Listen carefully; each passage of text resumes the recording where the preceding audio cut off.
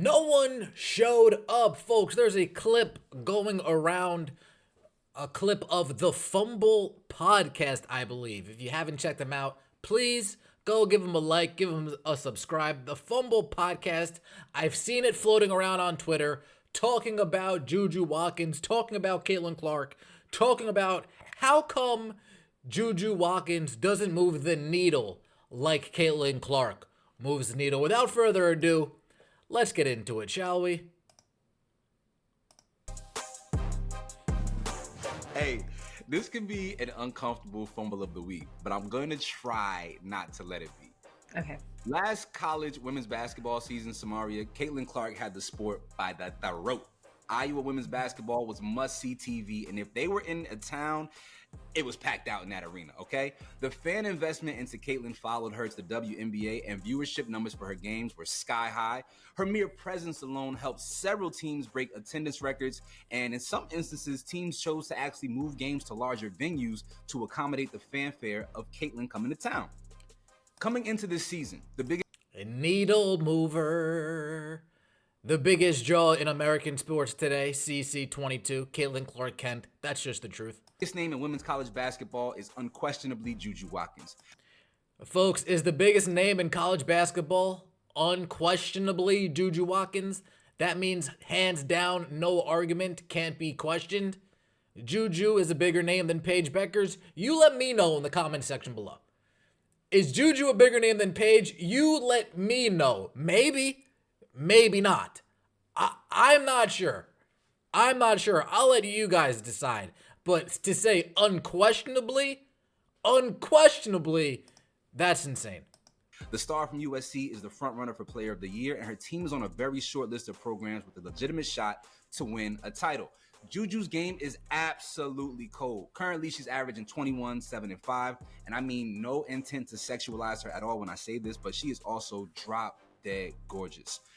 But none of that has translated into the kind of excitement and fan investment that Caitlyn had just a season ago. So listen up. In a Trojan home game in Juju's hometown of LA, a city with 4 million people, in an arena with 10,000 capacity, only 3,000 people showed up. Iowa. Huh? An arena that holds 10,000 and only 3,000 people showed up. Why aren't y'all supporting Juju like that? Why isn't the old WNBA guard? Why isn't the 46,000 coming out of the woodwork supporting Juju Watkins like that? Why aren't they tuning into her games? Why aren't they showing up to the arenas? There's a lot of Twitter finger talk, but not much action. Was preseason games last year had more fans than that. Now, granted, I recognize that it is very early in the season, and their last 2 opponents were mid-majors, but it doesn't feel like the world and mainstream media has embraced her quite like it did Caitlyn. And so my fumble of the week is going to Juju Watkins fans who only support her online via tweets. Ooh. Samaria, my question for you is... Fumble of the week, okay. Juju Watkins fans, fumble of the week. Doing all that talking online, but when it comes to the proof, it is in the pudding. When it comes to the numbers, when it comes to the black and the white, are you in the black or are you in the red? Are you showing up or are you bluffing? Juju Watkins fans, fumble of the week. That's tough. Why does it feel like Juju isn't moving the needle the same way that Caitlyn did and does? Okay. Ooh, that's tough. I'm hearing this for the first time, guys. I'll answer that real quick. Why isn't Juju Watkins moving the needle like Caitlyn Clark did and does? She hasn't done anything to jump out to the casual fan that A, captures our imagination, B, makes us say, damn, I have never seen that before, and C, it's an underdog story. Caitlyn, it was all Paige, folks. It was all Paige. And then, whoa, who's this 22 in Iowa over there? Okay. That's who is the real deal. Okay. And then once they put a couple games on TV, the March Madness, her junior year, is when it really exploded, went to a whole nother stratosphere, told Haley Van Lith, shut up, look at the scoreboard, back when Haley Van Lith was getting cooked by her in Louisville before she ended up getting cooked by her in the LSU. Haley Van Lith, you're balling out so far this year, but you were having flashbacks to that Louisville game last year, weren't you? You were hearing footsteps before. She's sitting on the bench getting a breather, and you're just hearing footsteps. It's all right, Haley. It's all right. But that's why. Juju Watkins is good. Like you said, her game is cold. Okay. It's nothing that people haven't seen before. As mean as that sounds, that's the truth. Now, if Juju's crossover and dunking, that's one thing. She has the most elite mid-range game. What does that do for me, really? I think for one, you got to remember that Caitlyn Iowa went pretty far both years that she had this stardom. So obviously she lost to LSU. Both years she had the stardom, her teams went far. Okay. In the championship game, and then she came back the next year, and it was just crazy. She also had an antagonist, right? Okay. In Angel Reese. They played each other twice. Samira, did Iowa play... What did I just say? Did Iowa play Louisville before or after they played LSU in the 2023 tournament? You let me know. Was Angel Reese an antagonist then, yes or no? The answer is no. But everybody just loves to put Angel Reese in this why is Caitlyn Clark popular conversation. Everybody just loves to throw Angel Reese in there. She was playing. And so I think that allowed... Unfortunately, and I hate that allowed a lot of people to want to root for her.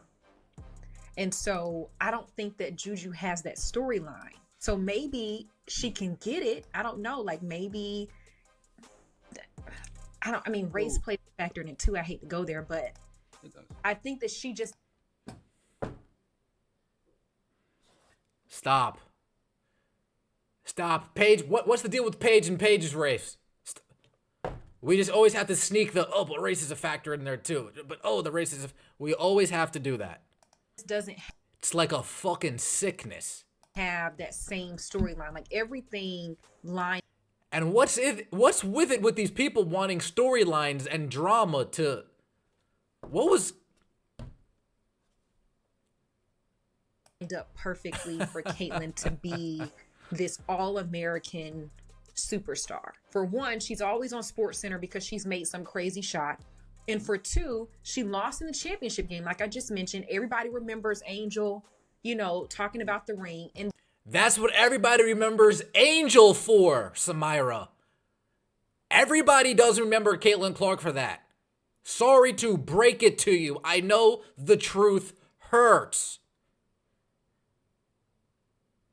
Everybody knows Angel because of that.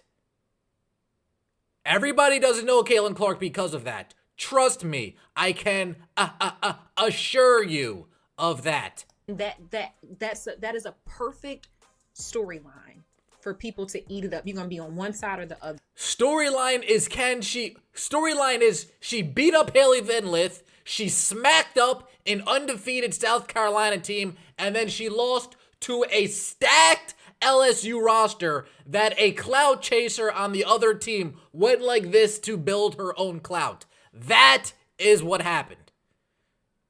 She's an underdog. Not you're my rival, but not really my rival. You're my antagonist, but not really my antagonist. Come on, man. And I also think that just her fans rose to the occasion and they came out of the woodwork. So I do agree that... There we go. It took you a minute and a half to get here. Appreciate you. The fans supported. When you break through a little niche audience like women's college basketball, a little niche audience like the WNBA, and you break through into casuals households, you break that threshold to where fans are going to support and follow you. It's not just cult following.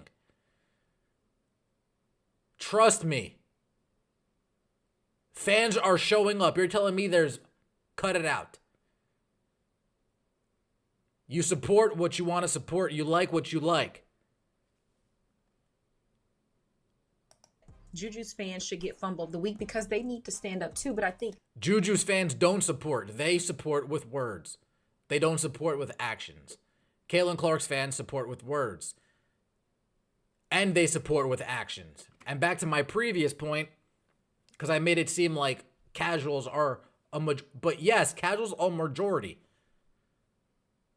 I know that's a little weird to hear, but when we talk about Caitlyn Clark selling, let's say, 2 million shoes first week, it's going to be a bunch of casuals that are like, yeah, that's the greatest. Yeah, that's the GOAT. Yeah, that's the best. Yeah, there's going to be CC cultists, CC ultra fans, CC this is and CC that's, that are supporting and getting this too. But what pushes you over the edge, and any professional wrestler will tell you this, when you break through that niche audience and you hit mainstream, that's when your popularity hits a new level. That's when your popularity hits a brand new level. nationally, maybe that's the reason why she doesn't have the level of stardom like Caitlyn Clark did. Nationally, I can understand it. I wouldn't expect her to show up in Wisconsin and, for the fanfare to be what it was for Caitlyn in Wisconsin. But in her city, in LA, I would expect more of a raucous turnout for her games, regardless of who she is playing against. And this is kind of why I always say, like, social media is not a real indicator of the real world, because it's a terrible barometer to measure how someone is actually impacting things, right? Because if you go online, you'll see fanfare and you'll see all of these things, but if it does not translate to actual butts and seats, if it does not actually translate to physical sales, then it's a farce. And sometimes in our It's all lip service at the end of the day. If there's no black and white, if there's no actual fact, I know we're tippy-toeing around the word of the day, fact. If there are no facts backing up what you're saying, you're just talking to talk. Community, we get so caught up in the bubble of what we see by our very curated algorithms that we think that what we are doing is of the utmost importance and is of the thing that the masses are aligned with. It's how the election last week was just decided, right? Like, nobody by and large in our community foresaw the election going quite that way, but because we were in this curated bubble, we had no Who's in your community? understanding of the true impact and effect of what Donald Trump had on the rest of this country. And so a lot of the conversation around Caitlyn last year was that she's not the only one. There's other people, and Juju's going to be able to drive the same kind of. Exactly. They tried to say nonsense. They wrote her a bunch of checks that her ass can't catch. She might be able to cash the 20 points per game check, cool, but she ain't cashing the butts and seats checks. She ain't cashing the TV ratings checks. She ain't cashing the media fanfare checks. She ain't cashing any of those checks. Assists, playmaker, she ain't catching any of those checks, folks. It doesn't happen like she's not cashing those checks, folks. Sorry. that. It doesn't happen like that. And whiteness is so overwhelming. There's so many more white people in this country, and when they take an investment into somebody, they actually show up. And unfortunately, sometimes in our community, we do lip service and we do Twitter finger service, but we don't actually show up.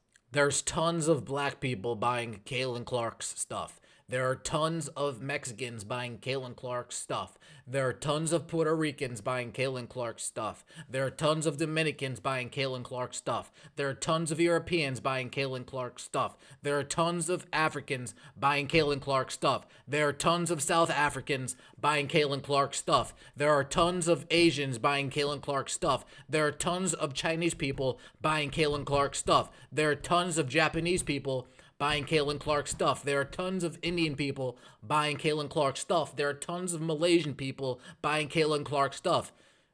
I'm not sure if Putin's allowing it, but if he's allowing it, there are tons of people in Russia buying Caitlyn Clark stuff. When we just diminish it to a black and a white thing, we forget that there is a whole entire world out there. A, there are more than 2 different races. B, and we just continue to show that we only see race. That's the excuse. That's the ultra excuse that we have in the bag. Victim this, victim that. We don't get this support. We don't get that support. We need to support more, but they don't support enough, and blah, blah, blah, blah, blah, blah, blah. Up in a real meaningful way, in a way that is tangible, that creates tangible results for the person that we say that we love so much. Listen, I'm a fan. I love Juju. I see her sometimes around LA. I think she's spectacular. I think from a basketball standpoint, she's brilliant. She had a historical season last year. She'll probably have another one this year. Her team is phenomenal. They have some great transfers and some freshmen that are coming in. And I hope that she has all the success in the world. But there is something to be said about the fact that we are not showing up the way that we be saying online that we are. Damn, hate to see it. Show up. Buy merch, buy tickets. Put the TV on the right channel at the right time. Don't just talk about it. Be about it, boss. Let me know what you think in the comment section below. I appreciate all the support. We'll see you next time.